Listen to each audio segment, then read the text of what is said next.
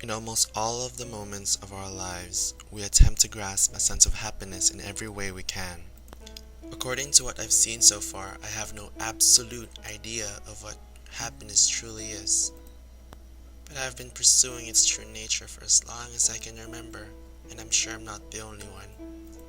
In many academic studies, such as in sociology and philosophy, they simply comprehend the meaning of it. However, I long to understand the many sources of it. After all, such a feeling is hard to come by nowadays. Curiosity is the eagerness to fulfill the unknown. That eagerness is the spark of confidence, which is a surge of hope.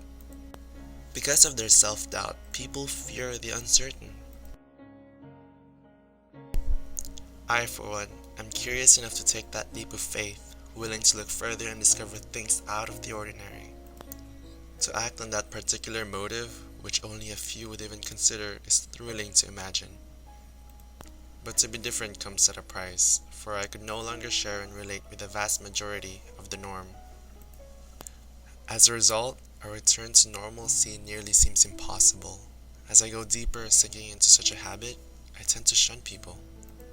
Have I acquired a perspective in life so peculiar to an extent that the general public refers to me as anathema?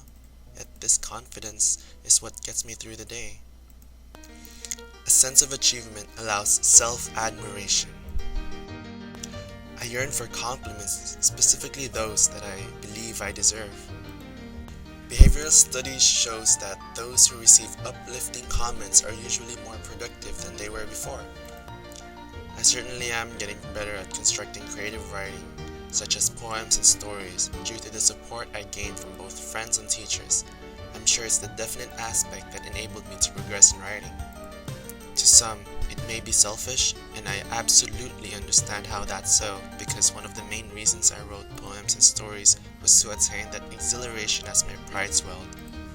If it's selfish, then am I a bad person? One who satisfies himself through things that the moral of our society today considers unethical? I think the most common idea of happiness is one that arrives miraculously.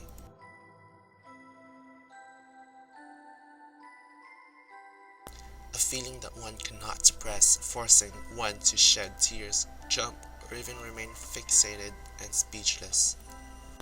A quote from a passage states that a thing is sweetest when all you have is bitterness. So does that mean sadness is actually a source of happiness? Accepting such an ideal would only mean that we are living in a contradictory world. Struggle, a source of countless negative thoughts, is something that maybe all of us tend to avoid at all times. Months ago, I could barely manage through a week, feeling exasperated as it comes to an end, and almost immediately comes to a new.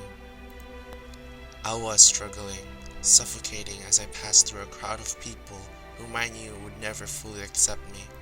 I found it difficult to sleep, as endless whispers of malice convinced me to escape a cruel world. But I fought, relying on those around me, and eventually became happier than ever before. Even though I'm presented with a myriad of sources, I'm afraid I have an inability to solidify the true meaning of happiness, even after spending hours of thought and analysis. Bear in mind that it is up to the individual to convince oneself if one is truly content with one's life.